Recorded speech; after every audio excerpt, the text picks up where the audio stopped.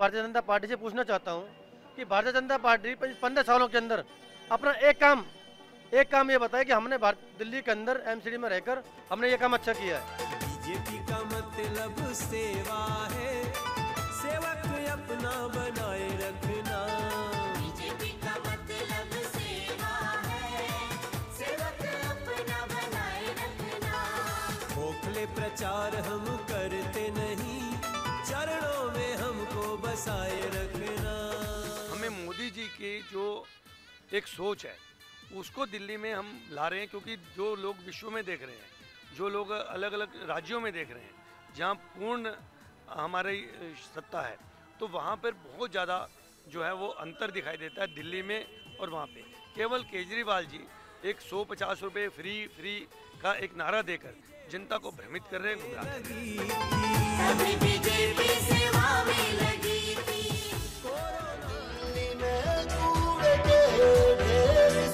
डूब गई जनता सारी है, जनता की तैयारी है, केजरीवाल की बारी है। जनता की तैयारी केजरीवाल, जनता की तैयारी केजरीवाल, एमसीडी में भी केजरीवाल।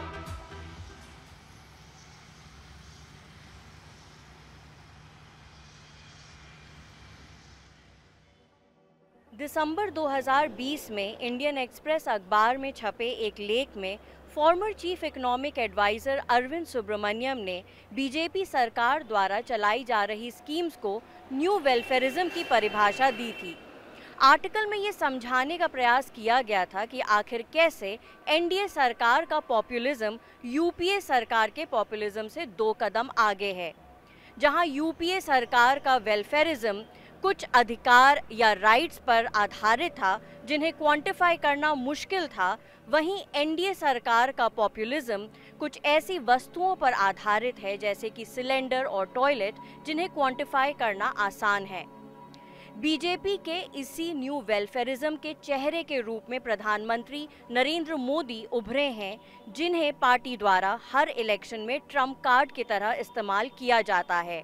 लेकिन एक लोकल लेवल के एमसीडी इलेक्शन में भारतीय जनता पार्टी द्वारा नरेंद्र मोदी के चेहरे का इस्तेमाल क्या पार्टी के ओवर कॉन्फिडेंस को दिखाता है या फिर नर्वसनेस को दर्शाता है, क्योंकि 15 साल के एमसीडी के कार्यकाल में ज़्यादा कुछ दिखाने के लिए है नहीं। देखने वाली बात ये भी होगी कि दिल्ली सरकार और सेंटर की नोकझोंक से त्रस्त यहाँ की जनता क्या वाकई में कमल का साथ निभाएगी।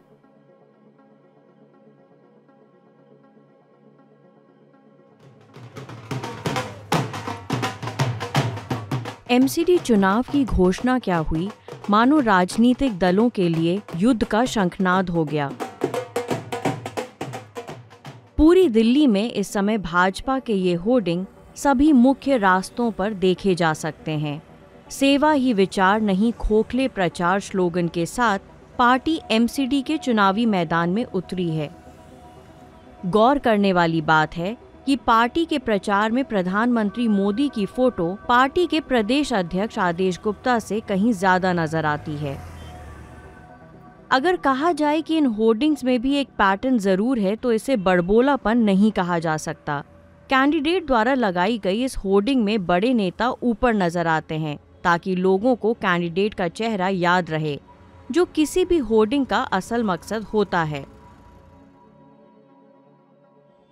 वहीं दिल्ली स्थित आम आदमी पार्टी के कार्यालय के बाहर का नज़ारा थोड़ा अलग था। दीवार पर बने इस कोलाज में केजरीवाल भले ही ऊपर विराजमान हो, लेकिन कैंडिडेट पर हावी होते नहीं दिखाई देते। जानकार जहां बीजेपी के लिए मोदी को एक कारगर टूल बताते हैं, वहीं आप की कैंपेनिंग में पार्टी द्वारा नेताओं को जगह देने के पीछे पार्टी की एक्सपेंशन स्ट्रैटेजी का हवाला देते हैं। दिल्ली के चुनाव, एमसीडी के चुनाव में भी पूरी पार्टी अपनी एनर्जी, जिसमें प्रधानमंत्री मोदी से लेकर करके सारे लोग चुनाव प्रचार करते हैं, तो इसकी ज़रूरत क्यों पड़ती है या इसकी आवश्यकता क्यों है? मुझे लगता है ये बहुत स्पष्ट है।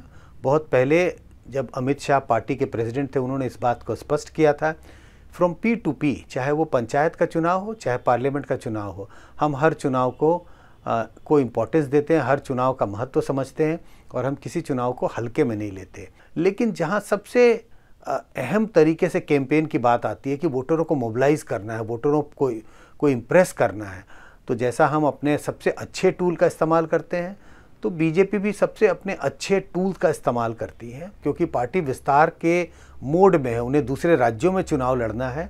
इसी के लिए उनके लिए ज़रूरी है नए लीडरशिप को सामने लाना, नए लीडरशिप को तैयार करना। मुझे लगता है इस वजह से केजरीवाल जी के साथ साथ आपको दूसरी उम्मीदवारों के चेहरे भी पोस्टर पर नज़र आते हैं।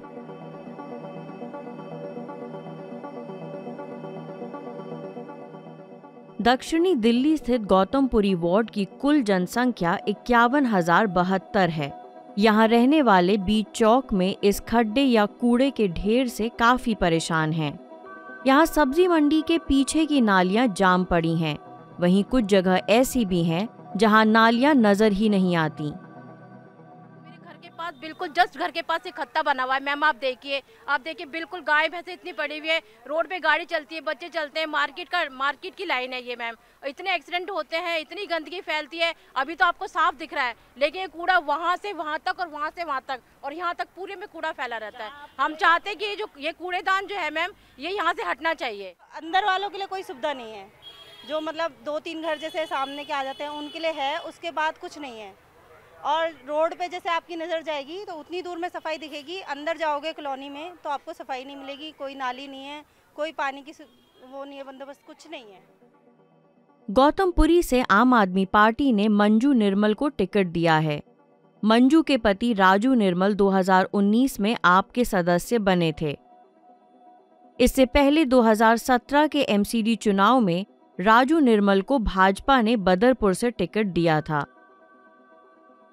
बीजेपी छोड़ने के पीछे राजू निर्मल पार्टी के तौर तरीकों को जिम्मेदार ठहराते हैं और पार्षद चुनाव के पहले बीजेपी द्वारा प्रशासित एमसीडी पर निशाना साधते हैं।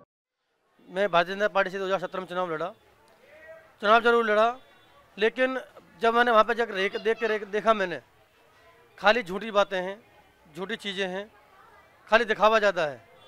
मतलब प्रोपेगेंडा, जैसे प्रोपेगेंडा होता ना, वो प्रोपेगेंडा चलाते हैं खाली, बस जमीन पर कोई काम नहीं होता है। पार्क में साफ सफाई व्यवस्था नहीं है, पेड़ पौधे नहीं लगे हुए हैं, बदहाल आवारा जानवर घूम रहे हैं, आवारा पशु घूम रहे हैं। तो ये क्या किसके लिए है, ये किसका काम है? एमसीडी का काम है। आप एमसीडी का कोई भी काम उठा के दे लीजिए कि आज तक वो ये बता नहीं सकते कि हमने एमसीडी का एक काम भारतीय जनता पार्टी ने 15 सालों के अंदर किया है।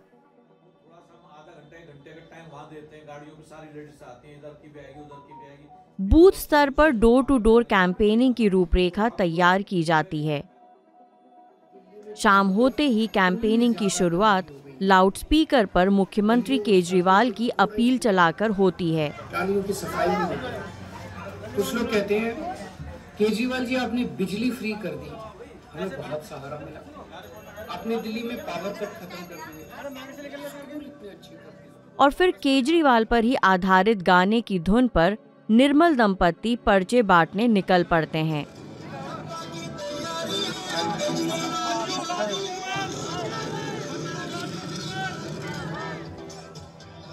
ऐसा लगता है कि ग्राउंड पर लोकल मुद्दे नहीं, बल्कि शीर्ष नेतृत्व ही चुनावी अभियान की दिशा तय करता है। बस हम यही मैसेज लेके जा रहे हैं कि दिल्ली में केजरीवाल जी ने जो काम लाए हैं उनमें बस यही करना है, हमें कूड़े के ढेर को हटाना है। केजरीवाल जी ने बस यही हमें संदेश दिया है कि दिल्ली को साफ सुथरा बनाना है। रोहिणी ईस्ट से लड़ रहे भाजपा के प्रत्याशी प्रवेश वाही के कार्यालय पर उनकी टीम पार्क पदयात्रा का कैंपेन शेड्यूल बनाने में मसरूफ थी। प्रवेश वाही भाजपा के उन 52 पूर्व पार्षदों में से एक हैं जिन्हें पार्टी ने इस बार फिर मौका दिया है। इससे पहले वे 2012 में एमसीडी का चुनाव जीते थे।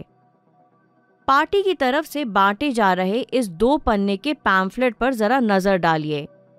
इसमें दिल्ली सरकार के प्रदूषण को खत्म करने के लिए किसानों को पराली का घोल दिए जाने से लेकर कथित एक्साइज घोटाले व कैबिनेट मंत्री सत्येंद्र जैन के खिलाफ की गई कार्यवाही का जिक्र किया गया है, लेकिन कहीं भी खुद भाजपा के रिपोर्ट कार्ड की बात नहीं रखी गई है। कूड़ा कहीं ना कहीं तो लैंडफिल में जाएगा ही जाएगा। ये सिर्फ दिल्ली की समस्या नहीं है, ये सिर्फ भारत की समस्या नहीं है, पूरी दुनिया में इसको किया जाता है। केजरीवाल जी का जो मॉडल है वो मॉडल वैसा ही है जैसे उन्होंने पराली के लिए किया था कि हम ये कर देंगे, मगर हुआ कुछ भी नहीं। वैसे ही आज वो कह रहे हैं कि हम आ गए और इसका हम काम करेंगे। क्यों? जनता वोट देगी तभी आप दिल्ली की जनता को सुखी करेंगे। तो लाइसेंसिंग प्रक्रिया जो एक ज़माने में लोगों को दर दर भटकना पड़ता था, हमने ऑनलाइन कर दिया। एक ऑनलाइन के पे डालने में आपको 3 या 4 कागज़ केवल मात्र प्रस्तुत करने पर आपको ऑनलाइन लाइसेंस मिल जाता है दुकानों के बहुत कम रेट पे। और बताता हूँ मैं आपको, हाउस टैक्स के अंदर भारी छूट दी गई है लोगों को, वो भी ऑनलाइन जमा होते हैं, कहीं जाने की ज़रूरत नहीं, लोग लंबी कतारों से बचे हैं, आपको बताना चाहता हूँ। और जहाँ तक की बात है कि कुछ कमियों का, तो उसमें केजरीवाल जी ने पिछले 5 साल जो है त्राही मचा दी और उन्होंने 1 रुपया नहीं दिया। इसी के चलते भारत सरकार ने, केंद्र सरकार ने दिल्ली नगर निगम जो पंगु बना दी थी उसकी हालत ख़राब कर दी थी। तो मुझे लगता है कि एक होने से उसका सुदृढ़ीकरण होगा, उसमें धन भी आएगा, पैसा भी आएगा और उसकी शक्तियाँ बढ़ेंगी, जिससे जनता को भी एक आशा की किरण जागी है।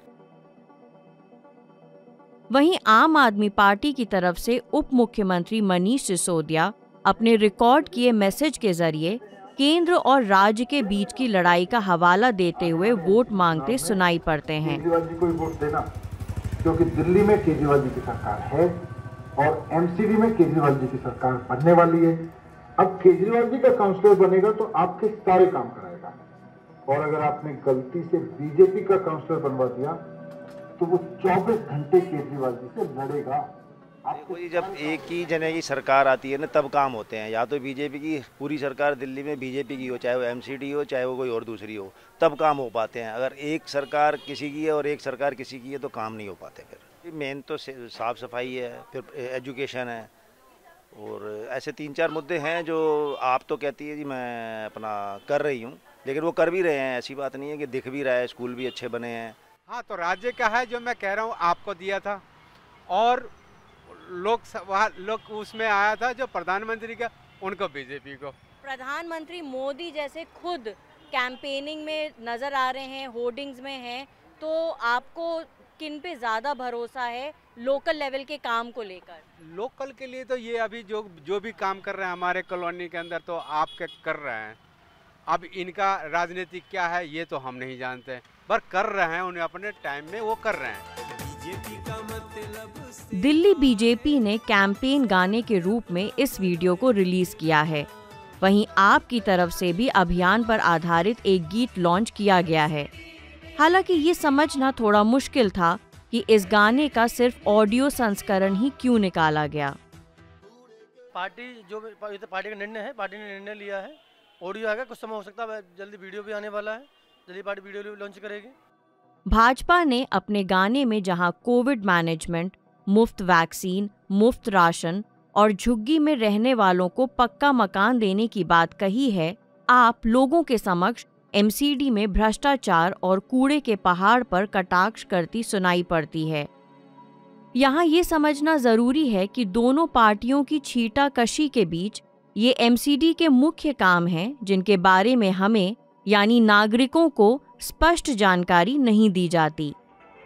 एक बात तो तय है कि भारतीय जनता पार्टी ने जिस तरह से मोदी को स्टार प्रचारक के रूप में और पार्टी के अन्य चेहरों को मैदान में उतारा है, ये केजरीवाल की ब्रांड वैल्यू का भी इम्तिहान होगा।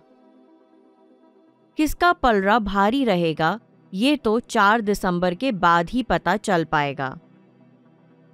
मैं तो मोदी की फैन हूँ मैम। जब से मोदी आए हमारे भारत का इतना नाम है, मैं तो चाहती हूँ कि जनता पार्टी आए। वैसे तो मैं मोदी जी को ही सपोर्ट करती हूँ, लेकिन काम की बारी आए तो अगर मोदी जी काम नहीं करेंगे तो हम उन्हें भी सपोर्ट नहीं करेंगे। जो चीज़ है मेन, ठीक है, अपनी अपनी सोच है, कोई किसी को करता है कोई किसी को, लेकिन काम करके दो ना। हम आपको मौका दे रहे हैं तो आप भी काम करो। मीडिया से आपकी सबसे बड़ी शिकायत क्या है? यही ना कि वो आपकी बात नहीं करता, आपकी खबरें नहीं दिखाता। इसका इलाज ये है कि मीडिया में आप इन्वेस्ट करें ताकि मीडिया आपकी बात करे। सब्सक्रिप्शन आधारित मीडिया इसका जवाब है। hindi.newslaundry.com पर जाएं, न्यूज़ लॉन्ड्री को सब्सक्राइब करें।